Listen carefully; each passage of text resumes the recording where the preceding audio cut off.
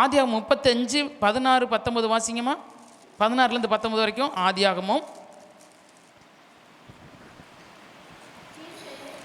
பின்பு பெத்தேலை விட்டு பிரயாணம் புறப்பட்டார்கள். எப்ராத்தாவுக்கு வர இன்னும் கொஞ்சம் தூரம் இருக்கும்போது, எப்ராத்தாவுக்கு வர்றதுக்கு கொஞ்சம் தூரம் இருக்கும்போது ராகேல் பிள்ளை பெற்றாள். ராகேல் என்னஞ்சா பிள்ளை பெற்றாள். ஆமா, 12 கோத்திரங்களை பெத்து எடுக்க போறதான ஒரு கூட்டத்தை சேர்ந்தவர் தான் ராகேலும். சரியா? யாக்கோப்புக்கு ஒரு குழந்தை பிறக்க போகுது. அது ராகேல் மூலமாக பிறக்க போகுது. இவன் என்ன செய்கிறான், அந்த எப்ராத்தா அப்படிங்கிற அந்த ஊர் பெத்லேகம் இருக்குது பார்த்தீங்களா, அந்த ஊரில் ஏசாமி பிறக்க போகிறாருல, அந்த இடத்துக்கு போகிறது கொஞ்சம் முன்னாடியே என்ன பண்ணிட்டா, அவன் நினைஞ்சிட்டா ஒரு பிரசவமாகி குழந்தை பெத்துட்டா. வாசிமா. பிரசவத்தில் அவளுக்கு கடும் வேதனை உண்டாயிற்று. பிரசவிக்கும் போது அவளுக்கு கடும் வேதனையா இருக்கையில் மருத்துவச்சி அவளை பார்த்து, பயப்படாதே, இந்த முறையும் புத்திரனை பெறுவாய் என்றாள். மரண காலத்தில் அவள் ஆத்துமா பிரியும் போது அவள் அவனுக்கு பெனோனி என்று பெயரிட்டான். ஆமா, பென்யமீன் பிறந்தான். அவன் தகப்பனும் அவனுக்கு பென்யமீன் என்று பெயரிட்டான். ராகேல் மரித்து பெத்லெகேம் என்னும் எப்ராத்தா ஊருக்கு போகிற வழியிலே அடக்கம் பண்ணப்பட்டாள். ஆமா, போகிற வழியிலே என்ன பண்ணிட்டாங்க, ராகேலை அடக்கம் பண்ணிட்டாங்க. அப்போ பெத்லேகம் என்றால் அப்பத்தின் வீடு. அப்பத்தின் வீட்டுக்குள்ளே போகிறதுக்கு ஆண்டவர் அனுமதிக்கிற ஒரு காரியம் எப்படின்னா, நீங்கள் எப்படிப்பட்டவங்களா இருக்கிறீங்க அப்படிங்கிறதா முக்கியம். சரியா? எல்லாரும் போயிட முடியாது, எல்லாரும் இருந்துட முடியாது. யார் அங்கே போனால் அப்பம் கிடைக்கும், யார் போனால் அங்கே ஆசீர்வாதமாக இருக்க முடியும், யார் போனால் அங்கே ஜீவனம் பண்ண முடியும் அப்படின்னு ஆண்டவருக்கு தெரியும். இந்த ராகேலும் பார்த்தீங்கன்னா ஒரு கோத்திரத்துக்கு ஒரு தாயாக இருக்க வேண்டிய பிள்ளை, மக. அப்படிப்பட்டவ ஏற்கனவே ஒரு மகன் பிறந்துட்டா, ரெண்டாவது மகன் பிறக்கிறான்.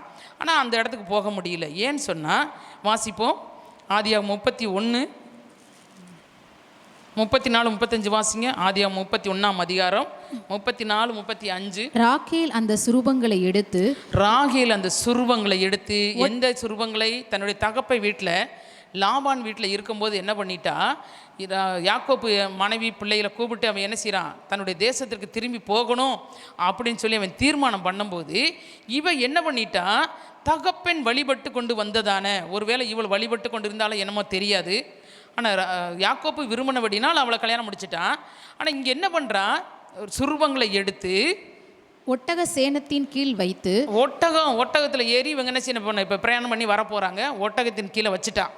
அதன் மேல் உட்கார்ந்திருந்தான். அது மேல உட்கார்ந்துக்கிட்டான். லாபான் கூடாரம் எங்கும் தடவி பார்த்தோம். பார்த்தீங்கன்னா இங்கே என்ன செஞ்சா, வீட்டிலேருந்து கிளம்பும் போதே அப்பா வசந்த எல்லா சுருவும், அது தங்கத்தில் இருந்துச்சோ, வெள்ளியில் இருந்துச்சோ, பொண்ணில் இருந்துச்சோ, இல்லை ஐம்பொண்ணில் செஞ்சு வச்சுருந்தாங்களோ தெரியாது. ஆனால் எந்த சுருவத்தை எப்படி எந்த மாதிரி எடுத்தா அப்படிங்கிறதெல்லாம் தெரியாது. ஆனால் சுருவங்களை எடுத்து என்னஞ்சா, தான் உட்கார்றதுக்கு கீழே அந்த பெட்டுக்கு அடியில் வச்சுட்டா, எல்லாத்தையும் வச்சுக்கிட்டா. அப்பா வீட்டில் திருடி வச்சுக்கிட்டா. சரியா? வச்சுக்கிட்டு வந்ததுனால இங்கே வந்து இவங்க எடுத்துகிட்டு வந்துட்டாங்க. யாக்கோப்பு அப்புறம் வீட்டில் தேடி பார்க்குறான், அது கிடைக்கல. சரி, இவங்க தான் எடுத்துகிட்டு போயிருப்பான். அவனுக்கு என்னென்னா, யாக்கோப்பு எடுத்துகிட்டு போயிருப்பான், போய் சண்டை போடலாம், அவனை எப்படியாச்சும் சண்டை போட்டு மீட்டி எல்லாத்தையும் மறுபடியும் வீட்டுக்கு கொண்டு வந்துடலாம் அப்படின்னு நினச்சி போனான். ஆனால் யாக்கோப்பு அதை எடுத்துகிட்டு போகல. யாக்கோப்பு அதை எடுத்துகிட்டு போகாமல் தன்னுடைய மகள் என்ன செய்கிறா, அதை எடுத்துகிட்டு போயிருக்கிறா. அப்போ அதுக்கு அடுத்து என்ன வார்த்தை சொல்கிறா, வாசிமம் 35. அவள் தன் தகப்பனை நோக்கி, என் ஆண்டவனாகிய உமக்கு முன்பாக நான் எழுந்திராததை குறித்து கோபம் கொள்ள வேண்டாம். நான் எந்திரிக்கல, ஒட்டகத்தை விட்டு நான் எந்திரிக்கல. ஏன்னா எல்லாத்தையும் அவர் என்ன செய்கிறாரு, கோடாரத்துக்குள்ளெல்லாம் போய் பார்க்குறாரு, பெரிய மகள் லேயாள்கிட்ட போய் பார்க்குறாரு, மற்ற வேலைக்காரிகள்கிட்ட எல்லாம் போய் பார்க்குறாரு, எல்லாத்தையும் தடவி பார்த்துட்டாரு. அதுக்கு பிறகு நினச்சிடா, தன்னுடைய இளைய மகள்கிட்ட வர்றாரு. வந்து பார்க்குறதுக்கு வரும்போது அவள் சொல்கிறா, என்கிட்ட கோபம் கொள்ளாத, நான் எந்திரிக்க முடியாது, ஸ்திரீகளுக்குள்ள வழிபாடு எனக்கு இருக்குது, அதனால் இனி தொந்தரவு பண்ணாத அப்படின்னு சொல்லிட்டு என்ன பண்ணா, ஒழிச்சு வச்சுக்கிட்டான். அப்போ அதுக்கு பிறகு வாஸ்து பார்த்தீங்கன்னா, அங்கே யாக்கோபு பயங்கரமாக கோவம் வருது. நீ எப்படி நீ எல்லாத்தையும் தடவி பார்க்கலாம் அப்படின்னு சொல்லிட்டு. ஆனால் இந்த மாதிரி விக்கிரகத்தை நேசித்தபடினால், விக்கிரத்தை பின்பற்றியபடினால், விக்கிரத்தை திருடி கொண்டு வந்தால், சுரூபத்தை திருடி கொண்டு வந்தால், அதை பின்பற்றி கொண்டு வந்தால், தன்னுடைய தகப்பனுடைய சாபத்தை தானும் எடுத்துக்கொண்டு போக வேண்டும் என்று சொல்லி, ஒருவேளை அவள் என்ன செஞ்சிருக்கலாம், கொண்டு வந்தவ தன்னுடைய பிள்ளைகளுக்கு அதை வச்சு பொதிச்சிருப்பான், நடத்தியிருப்பான்னு தெரிஞ்சுதேன் ஆண்டவர் நினைஞ்சார், பெத்லெகேமுக்குள்ள போகிறதுக்கு முன்னாடியேவும் அவளுக்கு பிரசவத்திலே ஒரு வேதனையை உண்டாக்கி அவளை மறிக்கும்படியாக போகிற வழியிலே அவளை அடக்கம் பண்ணிட்டாங்க. அவங்க பெத்லெகேமுக்குள்ள போகிறதுக்கு முள்ளையவும் என்ன பண்ணிட்டாங்க, அடக்கம் பண்ணிட்டாங்க. அப்போ விக்கிரகம் இருந்தால், விக்கிரக ஆசை இருந்தால், விக்கிரகம் நமக்குள்ளே ஒட்டி இருக்குமானால் நம்ம பரலோக ராஜ்யத்துக்குள்ள போக முடியாது, நம்ம ஆண்டவரை பின்பற்ற முடியாது, ஆண்டவருடைய பிள்ளையா வாழ முடியாது, ஆண்டவர் நேசிக்கிற பிள்ளை என்று சொல்ல முடியாது, எதுவுமே பண்ண முடியாது. நான் யாக்கோபை நேசிக்கிறான் பயங்கரமா. யாக்கோப்பிட்ட போய் பேச போகிறதுக்கு லாபான் பேச போகிறான், இப்படிலாம் கேட்க போகிறேன்னு போகும்போது கூட தேவதூதன் எச்சரிக்கிறான் கனவுல, என் மகன்கிட்ட நன்மை மாத்திரம் பேசணும், தீமை எதுவும் பேசக்கூடாது. அப்படி நேசிக்கிறாரு ஆண்டவர் யாக்கோப்பை. ஆனால் யாக்கோப்பு நேசிக்கிற மனைவி ஆண்டவர் காப்பாற்றலை. ஏன் தெரியுமா? விக்கிரத்தை பின்பற்றினபடினால், விக்கிரத்தை அவள் சுமந்து கொண்டு வந்தபடினால் அவள் என்ன பண்ணிடல, அவளால் அந்த பெத்லெஹேமுக்குள்ள போக முடியல. போகிற வழியிலே மரித்து அவளை அடக்கம் பண்ணிட்டார்கள். அதனால் பெத்லெஹேமில் இருந்து வாழ வேண்டிய இந்த நகோமியும் எலிமெலேக்கும் என்ன பண்ணிட்டாங்க, மோவாப் தேசத்துக்கு போயிட்டாங்க. பரிசுத்தமான இடத்துலேருந்து பாவமான ஒரு இடத்துக்கு போயிட்டாங்க.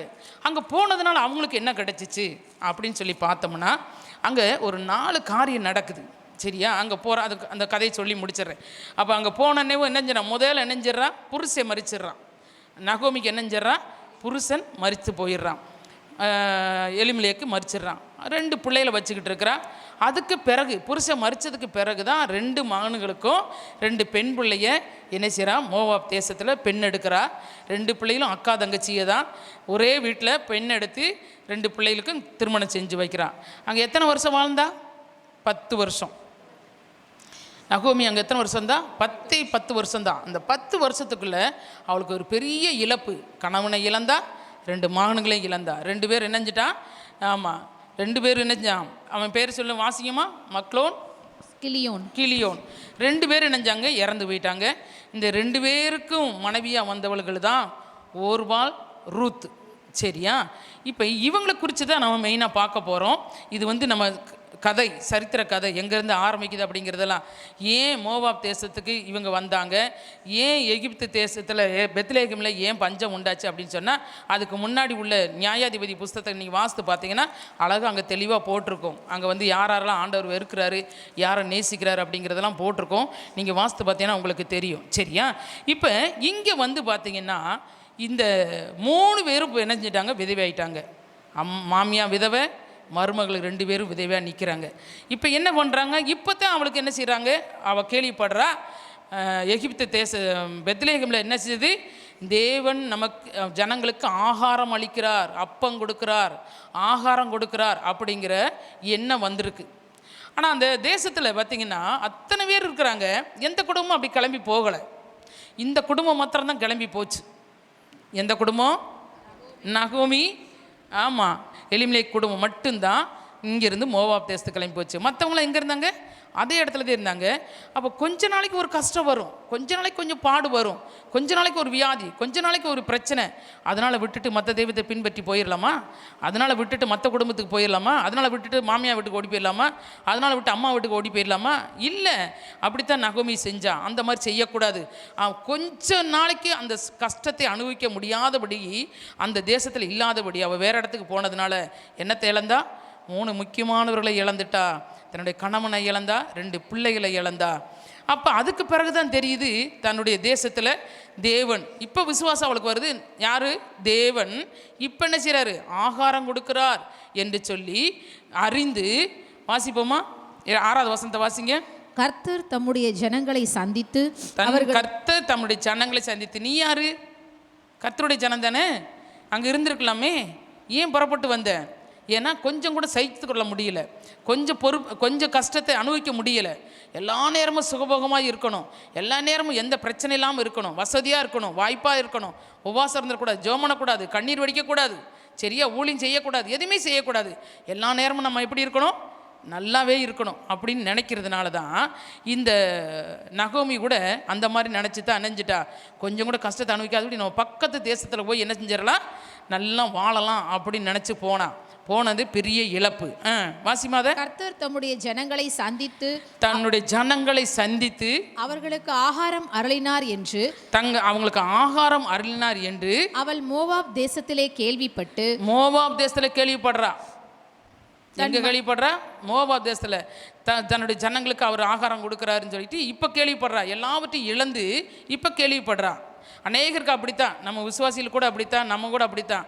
நிறைய நேரங்கள் என்ன செய்வோம், ஆண்டவரோட இருந்து அவருடைய அற்புதங்களையும் அடையாளங்களையும் நம்ம என்ன செய்யல சுதந்திரித்து கொள்ளுகிறதில்ல, அனுபவிச்சாலும் அது பெருசாக தெரிகிறதில்ல. ஆனால் நமக்கு ஒரு பிரச்சனை வரும்போது ஆண்டவர் விட்டு பின்வாங்கி போயிடுவோம். ஆனால் அடுத்தவங்களுக்கு செய்ய போகும்போது நம்ம என்ன செய்வோம், பொறாமப்படுவோம். ஆண்டவர் எனக்கு செய்யாமல் அவளுக்கு செஞ்சுட்டாரு, எனக்கு செய்யாமல் அவங்களுக்கு செஞ்சுட்டாங்களே, என் குடும்பத்துக்கு செய்யாமல் அங்கே செஞ்சுட்டாரு, எனக்கு செய்யாமல் என் தங்கச்சி குடும்பம் செஞ்சு, எனக்கு செய்யாமல் எங்கள் அக்காவுக்கு செஞ்சுட்டாரு. நம்ம நினைக்கிறோமா நினைக்கலையா? அதுதான் இங்கே நகோமி அப்படி தான் நினைக்கிறான். நமக்கு நம்முடைய ஜனங்களுக்கு என்ன செய்கிற கர்த்தர் செஞ்சுக்கிட்டு இருக்காரு, நன்மையானது செய்கிறாரு, ஆகாரம் அருளுறாரு என்று சொல்லி கேள்விப்பட்டு என்ன செய்யறான், தன் மருமக்களோட கூட மோவாப் தேசத்திலிருந்து திரும்பி வரும்படி எழுந்து தன் 2 மருமக்களோடும் கூட தான் இருந்த ஸ்தலத்தை விட்டு புறப்பட்டாள். இப்போ என்ன செய்யறான், புறப்படுறான். அங்கேருந்து என்ன செய்யணும், நீங்கள் இருக்கக்கூடாது, நம்ம என்ன செய்யணும், புறப்பட்டு போயிடணும் அப்படின்னு சொல்லிட்டு என்ன செய்யறான், கிளம்புறான். இப்போ இந்த கிளம்புறதுக்கு முன்னாடி இவங்களுக்குள்ளே நடக்கிறதான ஒரு காரியங்கள் என்ன அப்படின்னு சொன்னால், என்னென்ன காரியம் நடக்குது அப்படின்னு சொல்லி பார்த்தீங்கன்னா, இந்த இடத்துல நகோமி என்ன செய்கிறா, 2 மருமகளையும் கூப்பிட்டு பெத்லேமுக்குள்ள வர்றதுக்கு அவளுக்கு விருப்பம் கிடையாது. அதனால் என்ன செய்கிறா, நீங்கள் உங்கள் தேசத்திலே இருங்க அப்படின்னு சொல்லிட்டு 2 பேரையும் கூட்டு வச்சு என்ன செய்கிறா, நடந்து போய்கிட்டு இருக்கும்போது பேசுகிறா. 2 மக்களையும் பார்த்து பேசுகிறா. அவங்க 2 பேரையும் பார்த்து பேசும்போது என்ன பேசுகிறா அப்படின்னு பார்த்தோம்னா, முதலாவது என்ன செய்கிறா, அந்த 2 பேரும் சேர்ந்து இணைஞ்சாங்க. முதலாவது ஒரு இழப்பை கண்டுட்டாங்க. 3 பேருமே இணைஞ்சிட்டாங்க. ஒரு இழப்பை அவங்க 3 பேரும் அனுபவிச்சுட்டாங்க. ஒரு இழப்பை அனுபவிச்சுட்டாங்க. 2வது அவங்க 2 பேருக்கும் ஒரு வாய்ப்பு கிடைக்குது. யாருக்கு, ரூத்துக்கும் ஓர்பாலுக்கும் 2 பேருக்கு என்னச்சுது, ஒரு வாய்ப்பு கிடைக்குது. 3வது ஒரு காரியம் என்ன நடக்குது அப்படின்னு சொல்லி பார்த்தீங்கன்னா, இச்சையான வார்த்தைகளை கேட்கும்படியான ஒரு சூழ்நிலை உண்டாகுது அங்கே. அதுக்கடுத்து 4வது என்னென்னா, ஒரு இடரல் உண்டாகுது. இதில் யார் ஆண்டவரை பின்பற்றாங்க, யார் ஆண்டவரை பின்பற்றலை அப்படிங்கிற குறித்து தான் நம்ம இந்த இடத்துல பார்க்க போகிறோம். சரியா? அப்போ என்ன அப்படின்னு சொல்லி பார்த்தீங்கன்னா, முதலாவது இழப்பு என்னென்னா, ரூத்து 1:3 வாசிமா. நகோமியின் புருஷனாகி எலிமெலேக்கு இறந்து போனான். முதலாவது என்ன இருந்துச்சுன்னா, ஆமாம், நகோமியின் புருஷன் இறந்தான். அதே 1:5 வாசிமா. பின்பு மக்லோன் கிளியோன் என்னும் அவர்கள் இருவரும் இறந்து போனார்கள். ஆமாம், 2 பேர் இறந்து போயிட்டாங்க. அதுக்கடுத்து என்ன போயிட்டாங்க, 2 பேர் இறந்து போயிட்டாங்க. இது இவங்களுக்கு ஒரு பெரிய இழப்பு. இது ரூத்துக்கு ஒரு பெரிய காரியமாக தெரியவில்லை. சரியா? இந்த இழப்பு பார்த்திங்கன்னா அவளுக்கு ஒரு பெரிய காரியமாகவே தெரியவில்லை. அவள் தேவ சனங்களோடு தன்னை இணைத்து கொள்ளணும் அப்படிங்கிற ஒன்று எண்ணத்தோடு இருந்தார் ரூத்து. சரியா? அப்புறம் ரூத் என்ன செஞ்சார், ஒரு விசுவாசமான அறிக்கையிட்டால். ரூத்து சொன்னால், உம்முடைய ஜனம் என்னுடைய ஜனம், உம்முடைய தெய்வம் என்னுடைய தெய்வம். இந்த இடத்துல பார்த்தீங்கன்னா அந்த இழப்பை கண்டு அவள் ஒரு நாள் என்ன செய்யலை, பின்வாங்கவே இல்லை. எனக்கு புருஷன் செத்து போயிட்டான், என் மாமனார் செத்து போயிட்டாங்க, என் குழந்தையும் செத்து போயிட்டான், அதனால நான் என்ன செய்ய மாட்டேன், இவன் கூட வரமாட்டேன், இன்னும் வந்தாலும் எனக்கு இழப்பு வரும் அப்படின்னு சொல்லி அவள் பயப்படவே இல்லை. அந்த இழப்பை கண்டு அவள் ஒரு நாள் என்ன செய்யலை, பின்வாங்கவே இல்லை. அவள் என்னைக்கு ஒரு ஆண்டவருடைய ஜனத்தோடு தேவனுடைய பிள்ளையோடு தன்னை இணைத்து கொண்டாலோ, அடுத்து தேவனுடைய திட்டம் என்ன அப்படின்றத அவள் அறிஞ்சு கொண்டாள். அதனால தான் அவள் அவளுக்கு ஒரு இழப்பு ஒரு பெரிய காரியமாகவே தெரியல. அவள் என்ன தேவ ஜனத்தோடு தன்னை இணைஞ்சுக்கிட்டா, இணைச்சு கொண்டா. அவள் ஒரு நாள் என்ன செய்யலை, பின்வாங்கி கொள்ளலை. அதுக்கடுத்து நினைஞ்சா விசுவாச அறிக்கையிடுறா. அடுத்து உங்களுக்கு சொல்கிறேன் அந்த விசுவாச அறிக்கையில் எப்படி சொல்கிறா அப்படின்னு சொல்லிட்டு. அதுக்கடுத்து அவள் சொல்கிறா, உம்முடைய ஜனம் தான் என்னுடைய ஜனம். நம்மள இன்றைக்கி அநேக நேரில் அப்படித்தானே, கணவன் இறந்துட்டா பிள்ளைகள் என்ன செய்ய மாட்டோம், சேர்த்துக்கொள்ள மாட்டாங்க, நம்மளும் சேர்த்துக்கொள்ள மாட்டோம். என்ன செய்வோம், அந்த குடும்பத்தோடு போயிரு, இல்லை நீ தனியாக வாழ்ந்துரு.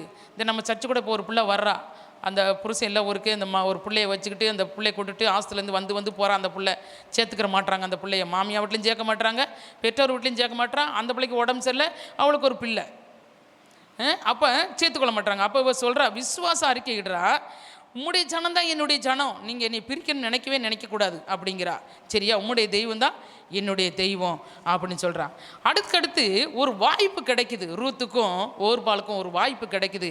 என்னன்னு சொன்னால் 1:8-10 வரைக்கும் வாசிமா. 1ஆம் அதிகாரம். நகோமி தன் 2 மருமக்களையும் நோக்கி, நீங்கள் இருவரும் உங்கள் தாய் வீட்டுக்கு திரும்பி போங்கள். உங்கள் தாய் வீட்டுக்கு 2 பேரும் என்ன செய்யுங்க, திரும்பி போங்க. மரித்து போனவர்களுக்கும் எனக்கும் நீங்கள் தயவு செய்தது போல, நீங்க மரிச்சு போனவங்களுக்கு எனக்கும் என்ன செஞ்சீங்க, ஒரு தயவு பண்ணிட்டீங்க. கர்த்தர் உங்களுக்கும் தயவு செய்வாராக. உங்களுக்கும் என்ன செய்வாரு, தயவு செய்வாரு. கர்த்தர் உங்கள் இருவருக்கும் வாய்க்கும் புருஷனுடைய வீட்டிலே நீங்கள் சுகமாய் வாழ்ந்திருக்க நீங்க செய்வாராக. இன்னொரு புருஷன் வீட்டுல போய் நீங்க கல்யாணம் முடிச்சு வாழும்போது அங்க நீங்க சுகமா இருப்பீங்க.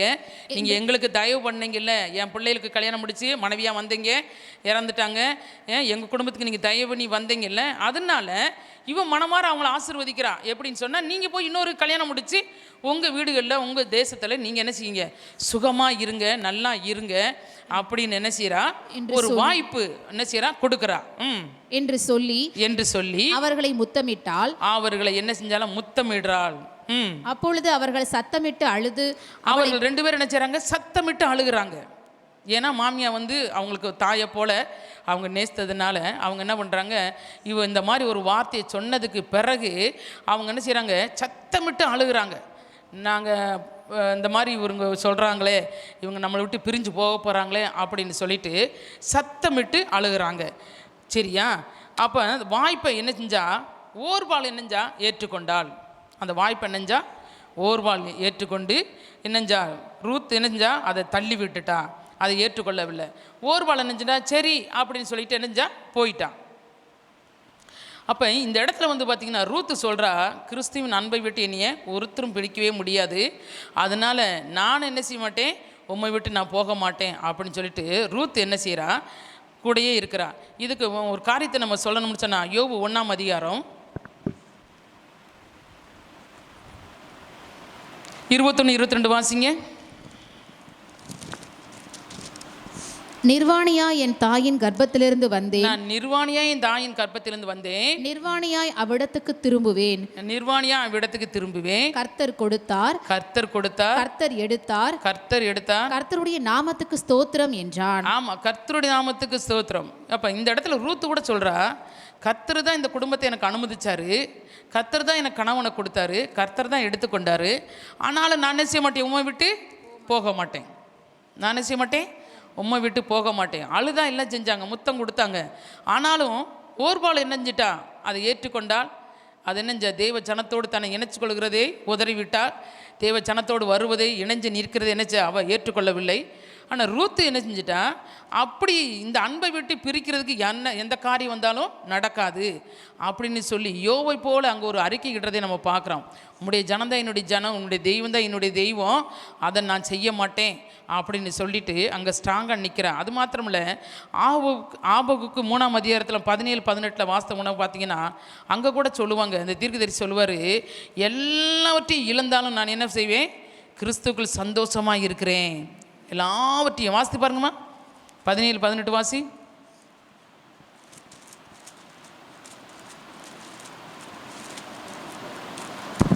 அத்திமரம் துளிர் விடாமற் போனாலும், திராட்சை செடிகளில் பழம் உண்டாகாமற் போனாலும், ஒலிவ மரத்தின் பலன் அற்று போனாலும், வயல்கள் தானியத்தை விளைவியாமற் போனாலும், கிடையில் ஆட்டு மந்தைகள் முதலற்று போனாலும், தொழுவத்திலே மாடு இல்லாமற் போனாலும், நான் கர்த்தருக்குள் மகிழ்ச்சியாயிருப்பேன், என் ரட்சிப்பின் தேவனுக்குள் களி கூறுவேன். ஆமா, நான் எல்லாமே இல்லாம போயிட்டோம். சொல்லப்பட்ட இது அத்தனையுமே என்னது தெரியுமா, அவ்வளோ ஆசீர்வாதத்தை கொடுக்கக்கூடிய ஒரு பொருள். அத்திமரம் சரி, திராட்சை செடி சரி, ஆட்டு மந்தை சரி, கிடாக்கள் சரி, ஒலிவ மரம் சரி, எல்லாமே சும்மா ஏனோதானான்னு கொடுக்குற பலன் கிடையாது. இதெல்லாம் மிகுந்த பலனை கொடுக்கறது, பெரிய வருமானங்களை கொடுக்கறது. இது எல்லாமே இல்லாமல் போனாலும் நான் எப்படி இருப்பேன், கர்த்தருக்குள்ளே மகிழ்ச்சியாக இருப்பேன், அவர் என்ன செய்வேன், ஆமாம், அவருக்குள் களி கூறுவேன். அப்போ பார்த்தீங்கன்னா எல்லாமே இல்லாமல் போனாலும், நமக்கு ஒரே ஒரு காரியம் இல்லாமல் போனாலும் நம்ம முகம் வாடி போயிடுது இல்லை, நம்ம சோர்ந்து போயிடுறோம். ஒரு நேரம் சாப்பாடு இல்லைன்னா அந்த முக வாடல் வெளியே தெரியும், ஐயோ நான் சாப்பிடவே இல்லை அப்படின்னு. ஒரு துணி, புது துணி இந்த கிறிஸ்மஸுக்கு வாங்கி தரலன்னா முகம் என்ன செய்கிறோம், வாடி போகும். இல்லை பிறந்தநாளுக்கு ஒரு துணி வாங்கலைன்னா வாடி போகும். நல்ல ஒரு சாப்பாடு பிரியாணி இந்த வாரம் சாப்பிட்லன்னா முகம் வாடி போயிடும். எத்தனை காரியத்தில் நம்ம என்ன செஞ்சிடறோம், அப்படியே நம்ம சோர்ந்து போயிடுறோம். ஆனால் இங்கே சொல்கிறாரு, இந்த தீர்க்கதரிசி சொல்கிறாரு, நான் எதுவுமே எனக்கு இல்லாமல் போனாலும் நான் கர்த்தருக்குள்ளே மகிழ்ச்சியாக இருப்பேன், அவருக்குள்ளே என்ன செய்வேன், கம்பீரமாக இருப்பேன், மகிழ்ச்சியாக இருப்பேன். யோபு சொல்கிறாரு, கர்த்தர் சகலத்தையும் ஆண்டவர் எனக்கு கொடுத்தாரு, எல்லாத்தையும் எடுத்துக்கொண்டார். கொடுக்கறதுக்கு எப்படி அதிகாரம் இருக்கோ எடுத்துக்கொள்வதற்கும் அவருக்கு அதிகாரம் இருக்குது. அதனால் அவருடைய நாமத்தை ஸ்தோத்திரிப்பேன் அப்படின்னு சொல்லிட்டு அவர் வாயினால் யோபு ஒரு பாவம் செய்யவில்லையாம். வேதம் சொல்லுது, ஒரு பாவம் கூட செய்யலையாம் யோபு. நம்ம நினைஞ்சிருப்போம் ஆண்டவருக்கு கண் இருக்கா, காது இருக்கா, மூக்கு இருக்கா, வாய் இருக்கா, இல்லை கேட்டிருப்போம், எல்லாத்தையும் கேட்டிருப்போம்.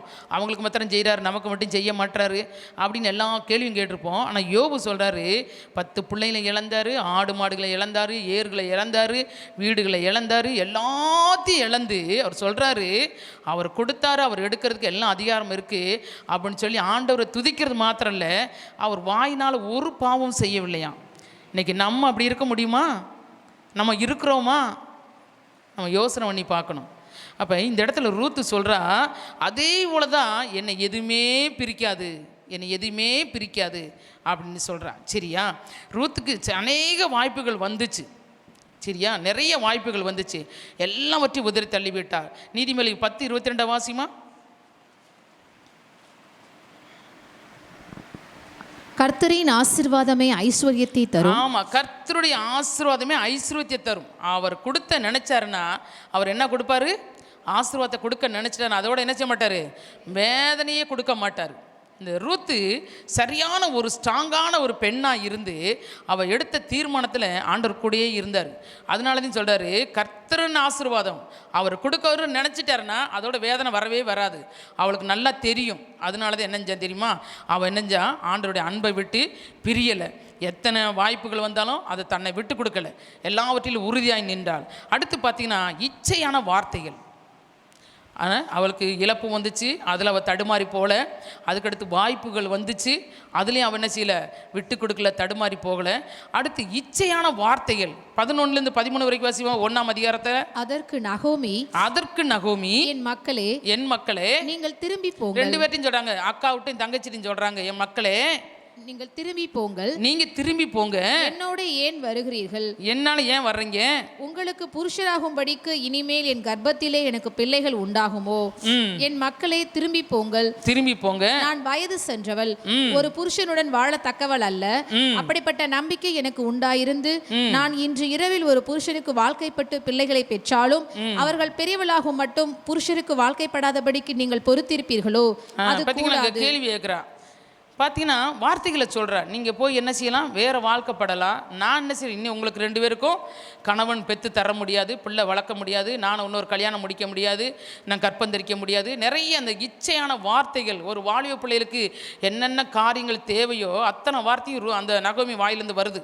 இப்படிலாம் இருக்க போகிறேன், இது மாதிரி இருக்கிறதுனால நீங்கள் ஏன் என் கூடயே வர்றீங்க? நீங்கள் ஏன் என் கூடையே வர்றீங்க அப்படின்னு சொல்லி இச்சையான வார்த்தைகளை சொல்லும்படியாக நகோமி என்ன செய்கிறா? அந்த இடத்துல சொல்கிறா.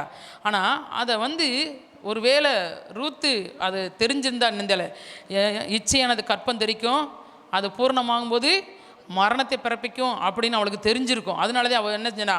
அந்த இச்சையான வார்த்தையெல்லாம் தூக்கி எறிஞ்சிட்டான். அல்லேலூயா. ஆமாம், அவள் என்ன வார்த்தை சொன்னாலும் அந்த ரூத் என்ன செய்யறா? அந்த வார்த்தையை அவள் எடுத்துக்கொள்ளவே இல்லை. அவள் நெஞ்சா தூக்கி எறிஞ்சிட்டா. அடுத்து ஓர்வாள் என்னஞ்சா? அந்த இச்சையான வார்த்தையை கேட்டவுடனே நெஞ்சிட்டா. அதுக்கடுத்த வசனத்தை வாசிமா. 14 வாசி. அப்பொழுது அவர்கள் சத்தமிட்டு அதிகமாய் அழுதார்கள். அப்ப அவ சொல்லும் போது என்ன செய்யறாங்க? சத்தமிட்டு அதிகமாய் அழுது, ஒருபால் தன் மாமியை முத்தமிட்டு போனால், ஓர்பால் என்னஞ்சிட்டா? தன் மாமியை என்னஞ்சிட்டா? முத்தமிட்டு அந்த இச்சையான வார்த்தைகளுக்கு தன்னை விட்டு கொடுத்துட்டு, அதனை சரி விட்டு கொடுத்து கிளம்பி போயிட்டான். சரியா? அப்போ இந்த இச்சையான வார்த்தை வரும்போது ரூத்துக்கு அது ஒரு பாதிப்பையும் கொண்டு வரலை. ரூத் என்னஞ்சா? ஸ்ட்ராங்காக நின்னா, அந்த இச்சையான வார்த்தைக்கு தன்னை விட்டு கொடுக்கவில்லை. அடுத்து பார்த்தீங்க இடறல். அந்த இடத்துல ரூத்துக்கு கடைசி வார்த்தை என்னது? இடறல். இடறல் வார்த்தை வரும்போது என்ன இடறல் வார்த்தை வருதுன்னு சொன்னால், அவங்க இச்சையான வார்த்தையை சொல்லி முடித்த உடனேவும் அழுகிறாங்க, எல்லாம் செய்கிறாங்க 2 பேரும். ஆனால் பார்த்தீங்கன்னா ஓர்பாள் என்ன செய்கிறா? தன் மாமிக்கு முத்தமிட்டு தன்னை விட்டு பிரிந்து போகிறாள். இது இவருக்கு ஒரு பெரிய இடரலாக இருந்துச்சு. யாருக்கு? ரூத்துக்கு. இல்லை, நீங்கள் யோசனை பண்ணி பாருங்கள். தன் கூட பிறந்தவங்க, தன் கூடயே வீட்டுக்குள்ளே இருந்தவங்க, தன்னோடு இருந்தவங்க, எல்லா காரியத்தை அனுபவித்தவங்க, எல்லாம் பண்ணுறவங்க, அவங்க சொன்ன வார்த்தைகள்லாம் கேட்டு என்ன பண்ணிட்டா? பிரிஞ்சு போயிடான். பிரிஞ்சு போகும்போது யாருக்கு இடரலாக இருக்கும்? இப்போ ரூத்துக்கு இடரலாக இருக்குது. என்ன முடிவெடுக்குன்னு தெரியாது. இல்லை, போகவா இவங்க கூட இருக்கவா அப்படின்னு அவளுக்கு தெரியல. ஆனால் அவள் விசுவாசத்தில் உறுதியானவளாக இருந்தாள். ரூத் என்னஞ்சா? விசுவாசத்தில் உறுதியாக இருந்தாள். அந்த இடத்துல நினச்சிவா? அந்த இடரல் நினச்சி அவளை ஒன்றுமே தடுத்து நிறுத்தலை. சரியா? ரூத்தை அந்த இடரல் ஒன்றுமே செய்யவில்லை. ஆனால் ஓர்பாள் என்னஞ்சா? தன்னை இடறி விட்டு கீழே விழுந்தது மாதிரி நினைஞ்சிட்டா, வழி விலகி போயிட்டாள். ஏன் ஆண்டவர் ரூத் அப்படி ஸ்ட்ராங்காக இருந்தா அப்படின்னு சொல்லி பார்த்தீங்கன்னா, நீங்கள் நியாயாதிபதி புஸ்தகத்தெல்லாம் வாஸ்து பார்த்தீங்க சொன்னால், அங்கே மோவாப் தேசத்தில் ராஜாவை இருந்தது யாருன்னு தெரியுமா? அவங்க தாத்தா. சரியா? அப்போ அங்கே இருக்கும்போது தாத்தாதே அங்கே மோவாப் தேசத்தில் ராஜாவாக இருந்தார்.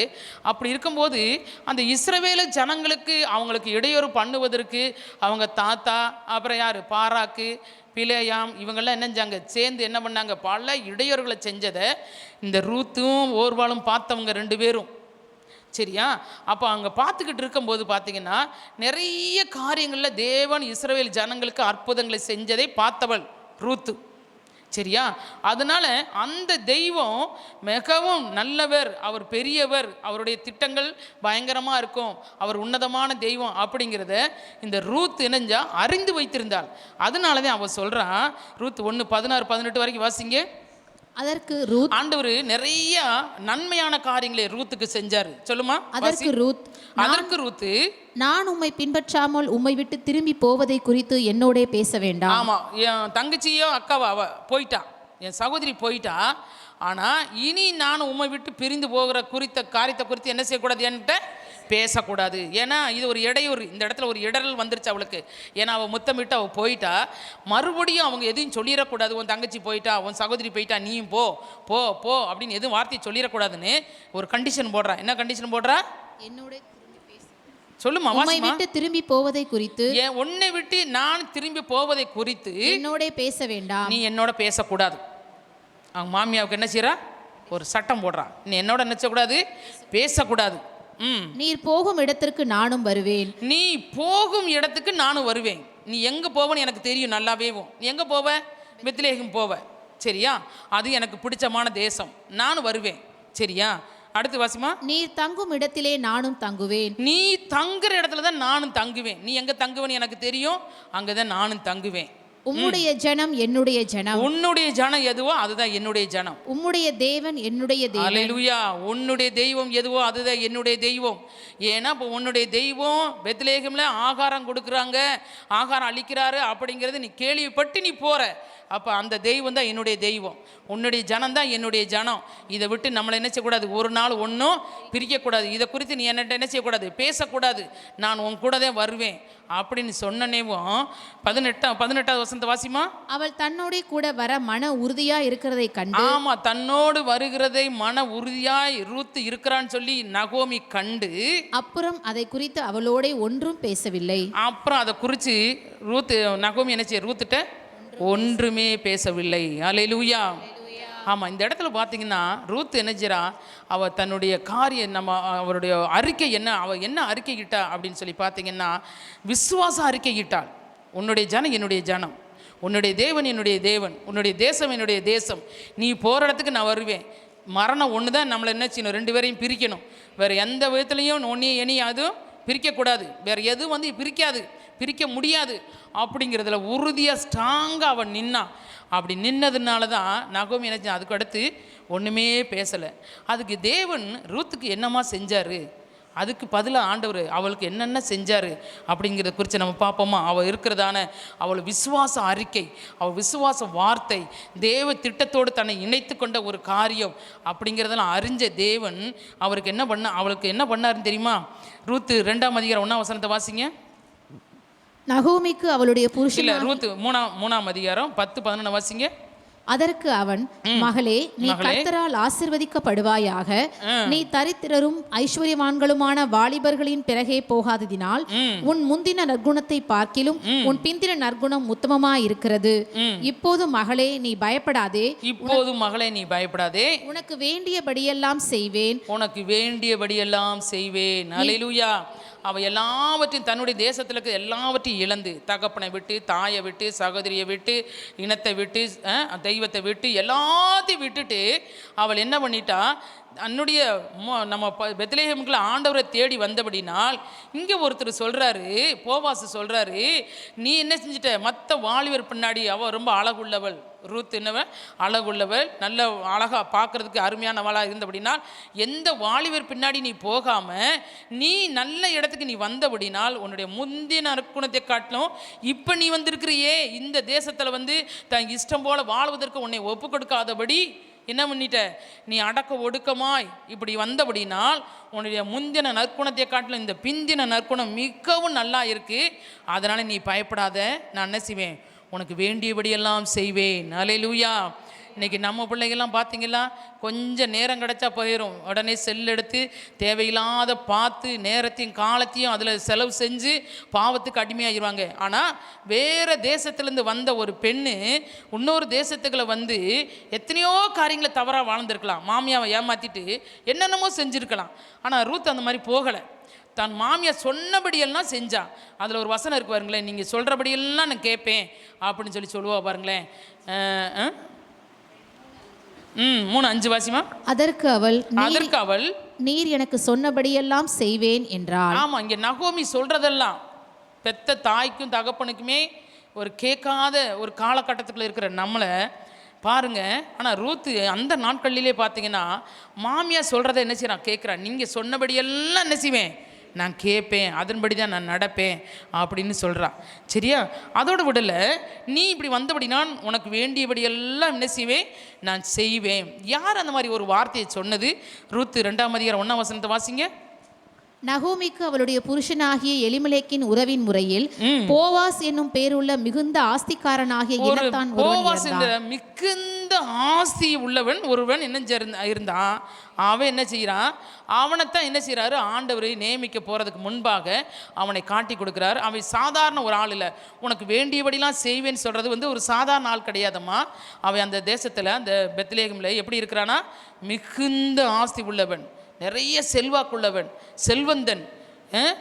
அநேக ஆட்களை அது கீழே வாஸ்து பார்த்தீங்கன்னா வேலை ஆட்களை வச்சு நிறைய வேலை செய்வான். அந்த இடத்துக்கு தான் வேலை செய்வாங்க, கதிர் பொறுக்க போயிருக்கிறா. அப்போ சொல்கிறான், நீ என்ன செய்கிற, உனக்கு வேண்டியபடியெல்லாம் நான் செய்வேன், நீ இப்படியே இரு அப்படின்னு சொல்கிறேன். அது மாத்திரமில்லை, ஆண்டவர் அவளுக்கு கொடுத்ததான வெகுமதிகள் வேறு என்னென்னு பார்த்தீங்கன்னா ரூத்து 4:13 வாசிமா. போவாஸ் ரூத்தை விவாகம் பண்ணினான். ஆமாம், அந்த பெரிய ஆஸ்தி உள்ளவன் என்ன செய்யறான், ஆண்டவர் அனுமதிக்கிறாரு. யாரை கல்யாணம் முடிக்க அனுமதிக்கிறாரு? ஆமாம், ரூத்தை போவாஸ் விவாகம் பண்ணினான். அதுக்கடுத்து ரூத்து அதே வாசிமா 4:17 வாசி. அயல் வீட்டுக்காரிகள் நகோமிக்கு ஒரு ஆண் பிள்ளை பிறந்தது என்று வாழ்த்தி அதற்கு ஓபேத் என்று பெயரிட்டார்கள். அவங்களுக்கு ஓபேத் என்று சாதாரணமாக ஆண்டவர் அனுமதிக்கலாமா? ஆண்டவர் பார்த்தீங்கன்னா ரூத் அவர் விசுவாச அறிக்கையின்படி அவளை கொண்டு வந்து சாதாரணமாக அவர் வைக்கல, ஒரு பெரிய செல்வந்தண்டை கொண்டு போய் ஆண்டவர் ஒப்படைக்கிறாரு. அவன் உனக்கு வேண்டியபடியெல்லாம் செய்வேன்னு சொல்கிறான். அவனுடைய காரியங்கள்லாம் ஒழுங்குபடுத்தி திருமணம் செய்கிறான். திருமணம் செஞ்சதுக்கு பிறகு அவங்களுக்கு ஒரு பிள்ளையும் பிறக்குது. அந்த பிள்ளைக்கு பேர் என்ன பேர்? ஓபேத் அப்படிங்கிற பிள்ளை பிறந்து நகோமி என்ன செய்யறா, மடியில் வச்சு தாளாட்டுறா. அதுக்கடுத்து ரூத் 4:22 வாசிமா. ஓபேத் ஈசாயை பெற்றான். ஓபேத் யார் தெரியுமா? ரூத்துக்கு பிறக்கிற போவாஸுக்கும் ரூத்துக்கும் பிறக்கிற பிள்ளை பேர் என்ன பேர்? ஓபேத்து. ஓபேத் யாரு? ஈசாய், தாவீதுனுடைய அப்பாவுடைய தாவீதுக்கு தாத்தா. யாரு? ஓபேத்து, தாவீதுக்கு தாத்தா. அப்போ பிறக்கிறாரு. தாவீது வம்சத்தில் யார் வர்றா? இயேசு கிறிஸ்து வர்றார். அல்லேலூயா. அப்போ ஆண்டவர் கொடுக்குற ஒரு பெரிய சிலாக்கியம், இன்னொரு தேசத்துலேருந்து வர்ற ஒரு அருவருப்பான ஒரு தேசத்துலேருந்து வர்றதான மோபாத் தேசத்துலேருந்து வர்றதான அந்த ஜனத்தை, அந்த மகளை கொண்டு ஆண்டவர் நினைச்சார், அவர் வருகிறதுக்கான வழியை உண்டாக்குவதற்கு அந்த மகளை கொண்டு வந்து அந்த தேசத்தில் நிறுத்தினார். அல்லேலூயா. ஆமாம், அப்போஸ்தலர் 13 வாசிங்க, 22, 23 வாசிங்க.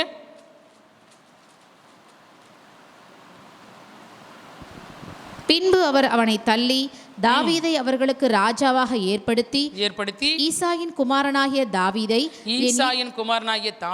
என் இருதயத்துக்கு ஏற்றவனாக கண்டேன். எனக்கு சித்தமானவைகளை எல்லாம் அவன் செய்து என்று அவனை குறித்து சாட்சியும் கொடுத்தார். அவருடைய சந்ததியிலே தேவன் தமது வாக்குத்தத்தத்தின்படியே இஸ்ரவேலுக்கு இரட்சகராக இயேசுவை எழும்ப பண்ணினார். அல்லேலூயா. இஸ்ரவேலுக்கு வாக்கு பண்ணினதான ஜனங்களுக்கு வாக்கு பண்ணதான இரட்சகரை இயேசு கிறிஸ்துவை தாவீதின் வம்சத்தில் வரும்படியாக தேவன் செய்தார். அல்லேலூயா. அப்போ ரூத்து பாருங்க, ஒரே ஒன்றை இழந்தா, தன் ஊரை ஜனத்தை தேசத்தை விட்டு அவள் வந்தா, ஆண்டவர் இன்னொரு தேசத்தில் இரட்சகரவே பிறப்பதற்கு அவளை ஒரு பெரிய வழிகாட்டியாக ஆண்டவர் நினைஞ்சார், தெரிந்து கொண்டார். அல்லேலூயா. தேவன் செய்ததை என்ன செய்கிறது, ஒருத்தர் ஒன்றால் தடுக்க முடியாது. தேவன் ஒரு திட்டத்தில் உங்களை இணைக்கிறாரு, தேவன் அவருடைய ஊழியத்தில் உங்களை இணைக்கிறாருன்னா எந்த காரியமும் உங்களை தடுத்து நிறுத்தாது. ரூத்துக்கு அந்த மாதிரி தான் எந்த காரியமே தடுத்து நிறுத்தலை. ரூத்துக்கு அது இச்சையான வார்த்தைகளோ ஒரு இடரான காரியங்களோ தன்னுடைய தேசத்தை விட்டுட்டு போகிறோமே அப்படிங்கிற ஒரு காரியமோ எதுவுமே அவளை தடுத்து நிறுத்தலை. அவளுடைய விசுவாச அறிக்கை, அவள் தன்னுடைய ஜனத்தோடு தேவனுடைய திட்டத்தில் இணைத்து கொண்ட அந்த காரியம் எந்த இதையுமே என்ன செய்யலை, அதை பார்க்கவே இல்லை. அவளை கொண்டு அவளை கொண்டு செய்ய வேண்டிய காரியத்தை எல்லாவற்றையும் செய்து முடிக்க தேவன் அற்புதமாய் ரூத்தை வழி நடத்தினார். அதுக்கு ரூத்து தன்னை முழுமையாய் ஒப்பு கொடுத்தார். அல்லேலூயா. ஆமாம். வேற ஒரு மருமகள்கிட்ட இப்படி பேசியிருந்தா அவங்க நினச்சினாங்க, அப்போ நீ இதே கொடுத்த உன் புருஷனும் சேர்த்தான், என் புருஷனும் சேர்த்து போயிட்டு அப்படிப்பட்ட மாமியா, சபிக்கப்பட்ட மாமியா அப்படின்னு சொல்லி திட்டி அனுப்பியிருப்போம். ஆனால் அவள் அந்த மாதிரிலாம் ஒன்றும் பேசவே இல்லை. சரியா? ஆண்டவர் அவள் என்னஞ்சா சந்தோஷமாக அவளை ஏற்றுக்கொண்டு அவங்களுக்கு ஒரு பிள்ளையாக இருந்து அவங்க கூடையே தேவனுடைய திட்டத்தை அழகாக செய்து முடித்தாள். அல்லேலூயா. இன்னைக்கு நீங்களும் நானும் ஆண்டவருடைய திட்டத்தில் இருக்கிறோமா? தேவன் நம்மளை கொண்டு என்ன செய்ய போகிறார், அதுக்கு நம்மளை எப்படி ஒப்பு கொடுத்துருக்கோம், ஆதியில் நம்ம என்னென்ன வார்த்தைகளை விட்டோம், என்னென்ன வார்த்தைகளை சொல்லி ஜெபம் பண்ணியிருக்கிறோம், என்னென்ன வார்த்தைகளை நம்ம ஆண்டவர்கிட்ட பள்ளிக்கூடத்தில் நின்று ஒப்பு கொடுத்துருக்குறோம், கரங்களை உயர்த்தி ஆண்டோடைய சமூகத்தில் எத்தனை காரியத்தில் ஒப்பு கொடுத்துருக்குறோம். நம்ம அந்த காரியங்களெல்லாம் சரியாக இருக்கிறோமா? நம்ம சரியாக இருந்து செய்தோம்னா இந்த ரூத்தை போல தேவன் நம்மளையும் எல்லாவற்றிலும் குறைவில்லாதபடி நிறைவாய் செய்து முடிப்பதற்கு அவர் நம்மளை என்ன செய்வார், சரியாய் வழி நடத்துவார். ரூத்தை கொண்டு ஒரு இரட்சகரை வெளியே வருவதற்கு அவளை பயன்படுத்துவார் என்றால் உங்களை என்னை பயன்படுத்த மாட்டாரா? நம்மளை கொண்டு எத்தனை பேர் வெளியே இருக்காங்க, இயேசு கிறிஸ்து யாருன்னு தெரியாமல் இருக்காங்க. உங்கள் வாயிலேருந்து அந்த வார்த்தை போகாதா, இயேசு கிறிஸ்து மெய்யான தெய்வம் அப்படின்னு சொல்லிட்டு? அதுக்குத்தான் ஆண்டவர் உங்களை என்னையும் வச்சிருக்கிறாரு. நம்ம அதற்குன்னு பயன்படுகிறோமா? நம்ம பயன்படாமல் இருக்கிறோமே. ரூத்தை போல ஆண்டவரே ஒரு இரட்சகர் வெளியாகிறதுக்கு என்னை கொண்டு பயன்படுத்துங்க ஆண்டவரே. நான் என்ன செய்வேன், அநேகருக்கு அப்படி ரட்சிப்பை பற்றி நான் என்ன செய்வேன், வழி நடத்துவேன் ஆண்டவர். அநேகரை ரட்சிப்புகளை வழி நடத்துவேன் ஆண்டவரே. யோவான்ஸ் நான் வழி ஆயத்தப்படுத்தினது போல ஆண்டவரே உமக்கு நான் வழி ஆயத்தப்படுத்துறதுக்கு என்னை ஒப்பு கொடுத்து நான் ஜெபம் பண்ணுவேன் ஆண்டவரே. ரூத்தை போல என்னையும் மாற்றின ஆண்டவரே. எனக்கு எந்த காரியம் வந்தாலும் எந்த இடர்கள் வந்தாலும் நான் என்ன செய்ய மாட்டேன், அதை விட்டு நான் பின் வாங்க மாட்டேன் அப்படின்னு சொல்லி நம்ம என்ன செய்வோம், ஒப்பு கொடுத்து ஆண்டவர்கிட்ட ஜெபம் பண்ணுவோமா? எல்லாரும் எழுந்து நின்று ஆண்டவர் நோக்கி பார்க்கலாமா? தகப்பனே, நன்றியோடு நாங்கள் உம்மை துதிக்கிறோம் ராஜா, உம்மை ஸ்தோத்திரிக்கிறோம் ஆண்டவரே.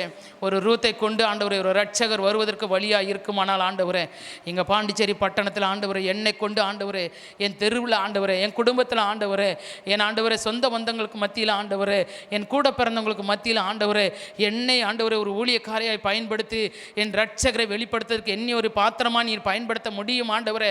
என்னை ஒப்பு கொடுக்கிறேன் ஆண்டவரே. நான் ஒரு நாளும் ஒரு காரியத்தை வைத்து நான் பின்வாங்கி போயிடக்கூடாது ஆண்டவரே. அப்படி ஒரு பின்மாற்றம் இல்லாதபடி ஆண்டவரே என்னை ஒப்பு கொடுத்த ஆண்டவரே. அப்போ இரட்சகரை சொல்வதற்கு, இயேசு கிறிஸ்துவை சொல்வதற்கு, அவர்தான் வழி, அவர்தான் பரலோகத்துக்கு போகிறதுக்கு வழி என்று சொல்லுவதற்கு நான் பயன்பட என்னை ஒப்பு கொடுக்கிறேன் ஆண்டவரே என்று சொல்லி ஒப்பு கொடுத்த நம்முடைய பிள்ளைகளை ஒவ்வொருவரையும் ஆண்டவரே நீர் ஆசீர்வதிப்பீராக ஆண்டவரே. எத்தனையோ காரியங்களை நாங்கள் ஒப்பு கொடுக்குறோம், ஆனால் அது சரியாக எங்களால் செய்து முடிக்க முடியல ஆண்டவரே.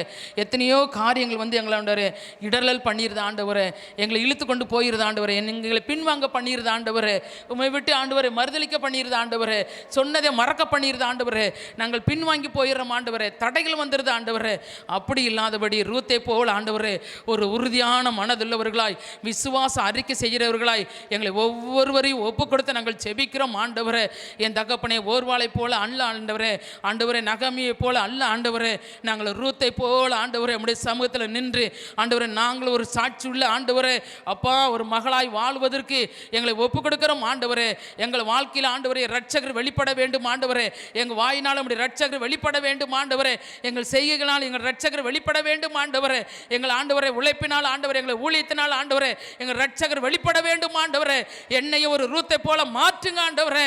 ஆண்டவரே, ரூத்துக்கு இருந்த அந்த வைராக்கியம் ஆண்டவரே, ரூத்துக்கு இருந்த ஆண்டவரே அந்த வாஞ்சை ஆண்டவரே, அந்த தாகம் ஆண்டவரே எனக்குள்ள எங்களுக்குள்ள வர வேண்டும் ஆண்டவரே. ஒருவேளை மற்றவர்கள் எங்களை புறக்கணிக்கலாம் ஆண்டவரே, எங்களை வேணான்னு சொல்லலாம் ஆண்டவரே, எங்களை வேணான்னு தள்ளி வைக்கலாம் ஆண்டவரே, எங்களை அருவருப்பானவர்கள் என்று சொல்லலாம் ஆண்டவரே. அப்பா, நீங்க எங்களை ஒரு நாள் தள்ள மாட்டீங்க ராஜா. நீங்க ஒரு நாள் எங்களை தள்ள மாட்டீங்க ஆண்டவரே. ஒரு நாள் எங்களை விட்டு விலக மாட்டீங்க. ஒரு நாள் எங்களை கைவிட மாட்டீங்க ஆண்டவரே. எங்களை ஒப்பு கொடுத்து நாங்கள் ஜெபிக்கிறோம் ஐயா. எங்களை ஒப்பு கொடுத்து நாங்கள் ஜெபிக்கிறோம்.